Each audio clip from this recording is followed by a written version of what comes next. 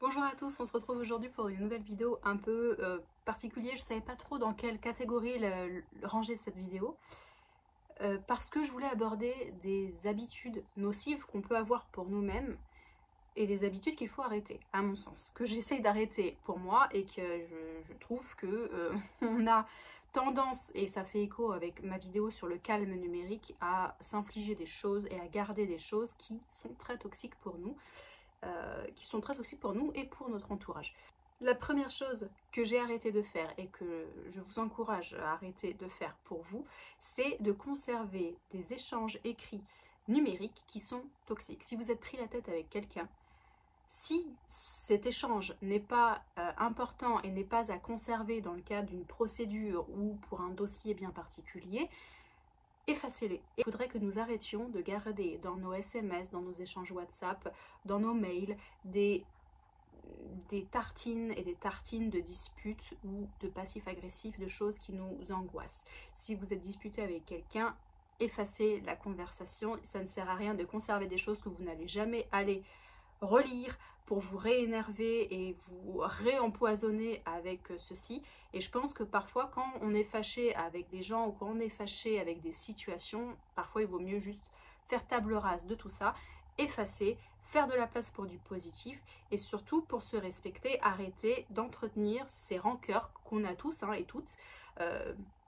Arrêter de ruminer, il faut arrêter de préserver des preuves matérielles de certaines disputes qui honnêtement n'ont pas lieu d'être et qui n'ont pas surtout à figurer dans votre téléphone et à être encore cristallisées. Voilà, pour moi à mon sens c'est la première chose à arrêter pour continuer à faire du vide chez soi, en soi, et pour pouvoir dégager de la place pour autre chose. Une autre chose à arrêter, ça va un peu dans le même sens, conserver des vêtements qui sont abîmés. Et quand je veux dire abîmé, c'est pas juste utilisé plusieurs fois, c'est vraiment élimé ou troué. On a tous et toutes de la lingerie qui est en fin de vie, complètement détendue, des chaussettes qui sont trouées, qu'on n'arrive pas à raccommoder, qui sont seules. Ce genre de choses, pour moi, il faut s'en débarrasser parce que il faut de temps en temps pouvoir aussi investir, pas des sommes folles, mais réinvestir dans de la lingerie confortable, à sa taille, bien composée, parce que c'est très important. La lingerie intime, c'est vraiment quelque chose qui doit être dans des matières qui respirent et ce genre de choses, et qui sont surtout en bon état, parce que c'est important pour sa propre dignité, sa vision de soi-même, et je pense qu'il y a beaucoup de personnes, et c'est un peu tabou, mais c'est vrai qu'il y a beaucoup de personnes qui conservent des choses d'il y a des années, plus de 10 ans, et qu'à un moment donné, il faut vraiment faire un renouvellement de ce genre de garde-robe pour pouvoir se respecter au maximum. Ça va aussi dans le sens, par exemple, pour les serviettes de bain ou le linge de lit, des choses qui sont trop élimées, qui sont trop usées, des choses qui sont devenues rêches avec le temps, même si vous prenez soin de votre linge. Il y a des choses, des serviettes au bout de 15 ans, il y en a qui sont toujours en très bon état, mais il y en a d'autres, honnêtement, on sent que voilà, c'est plus là. Ce genre de détails auxquels je pense quand je dis qu'il faut arrêter de conserver des choses qui sont trop abîmées. Si vous avez, pareil, des paires de chaussures que vous mettez vraiment tous les jours, mais que vous avez un trou comme ça en dessous la semelle, qu'elles prennent l'eau, que vous avez des lacets qui sont un peu abîmés et limés à force d'être noués. Juste si vous voulez pas vous séparer de la paire de chaussures, changez au moins la paire de lacets, c'est quelque chose qui ne vaut vraiment pas très cher. Ce sont généralement des fils en coton et ça donne un nouvel aspect à votre chaussure et vraiment donner des petits coups de neuf comme ça de temps en temps à des détails qu'on ne voit plus, qu'on ne sent plus, c'est une chose qui fait qu'on se respecte et pour moi c'est là où il faut mettre de l'attention, de l'intention, et parfois il faut dépenser un peu d'argent pour ce genre de choses, de faire un renouvellement, peut-être pas tous les ans, mais quand vous voyez vraiment que c'est nécessaire. Même chose pour les femmes qui ont des cheveux mi-longs, longs et qui se les attachent. C'est le genre de détail, moi, que je fais pour moi. Déjà, c'est les élastiques totalement détendus. Les élastiques à cheveux qu'on garde depuis des années et des années. J'ai plein de détails comme ça si ça vous intéresse, mais faire le tour en fait de tout ce qu'on utilise au quotidien, de regarder l'état et de se dire, bah voilà, cet élastique, je sais que dans 2 jours, il va finir par craquer parce qu'il est totalement détendu. Je peux faire 50 tours avec. À un moment donné, il faut leur dire au revoir.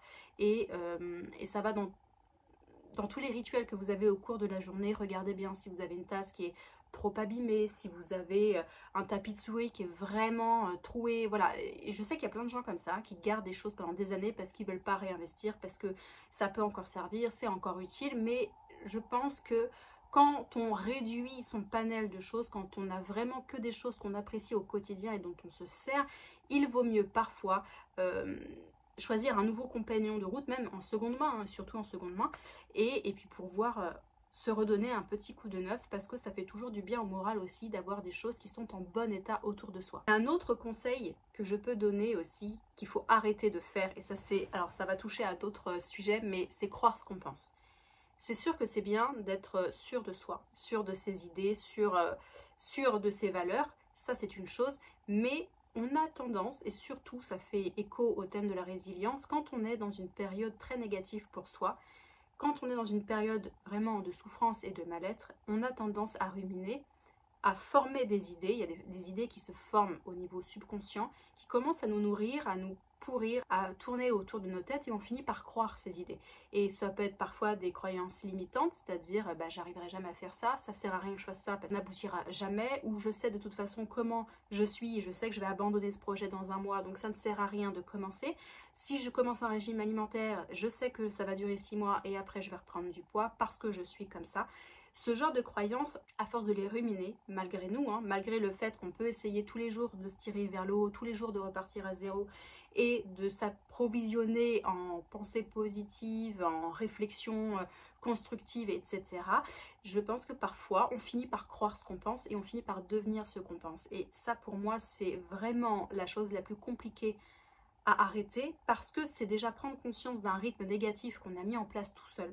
Parfois tout seul, malheureusement, on peut blâmer les autres pour assez de choses, mais parfois on est aussi responsable de ce qu'on pense, on est aussi responsable de la manière dont on agit, et c'est bien de pouvoir se dire, attends, là, ce que je pense, c'est pas forcément vrai, pourquoi? De coucher sur écrit, de coucher sur papier la notion qui est en train de nous faire perdre la tête, de l'écrire et de dire en dessous pourquoi je ne suis pas d'accord avec ça. Me poser 5 minutes et me dire, mais pourquoi je ne suis pas comme ça? J'ai plein d'exemples finalement qui me disent que non, je ne suis pas quelqu'un qui abandonne, je ne suis pas quelqu'un qui va reprendre du poids. Si c'est arrivé, c'est parce qu'il y a toujours une cause, il y a toujours une raison. Ça ne veut pas dire que ce sont des excuses, mais il y a toujours des explications qui fait qu'on se comporte d'une certaine manière. Il n'est jamais trop tard pour changer, il n'est jamais trop tard pour arrêter de croire ce qu'on pense et pouvoir développer, changer un mindset qui nous tire vers le bas. Je pense que ça, ce sera le sujet d'une prochaine vidéo sur la résilience, parce que c'est très important de comprendre qu'on n'est pas ce qu'on est et que nous ne sommes pas un être immuable, on est en perpétuelle évolution, et heureusement, parce qu'il y a toujours de nouvelles choses à apprendre, il y a toujours de nouvelles facultés à développer, et qu'on n'est pas ce qu'on pense être. On est toujours plus, ou parfois on est moins de ce qu'on pense être, hein. Il y a aussi des personnes qui ont une très très haute opinion d'eux-mêmes et qui ne se remettent pas en question, et parfois il faudrait, c'est pas le sujet, mais on est toujours plus que ce qu'on pense, et on peut toujours plus que ce qu'on pense. On peut toujours encaisser plus. On n'est pas un être défini. On se définit soi, mais on est toujours en perpétuelle évolution. Donc ne pas croire ce qu'on pense, c'est une des choses à arrêter, parce que parfois on n'est pas sûr, et il vaut mieux ne pas être sûr que d'être trop sûr d'une chose positive ou d'une chose négative. Voilà, c'est tout pour cette vidéo, de petites choses à arrêter, de petits réflexes à arrêter ou à changer et à renouveler dans sa garde-robe du quotidien. Ce sont des petits détails qui font qu'on est très heureux d'avoir ce qu'on a, et c'est surtout aussi ce genre de détails qui fait qu'on se respecte davantage. Et la dignité, pour moi, c'est une chose fondamentale pour l'être humain, que chacun ait le droit à la dignité, et que quand la dignité nous est enlevée par un traumatisme, par un accident, par une dépression, il est très dur d'y revenir, et c'est un combat qui mérite d'être mené. Voilà, je vous dis à bientôt pour une prochaine vidéo, et en attendant, prenez soin de vous. Ciao!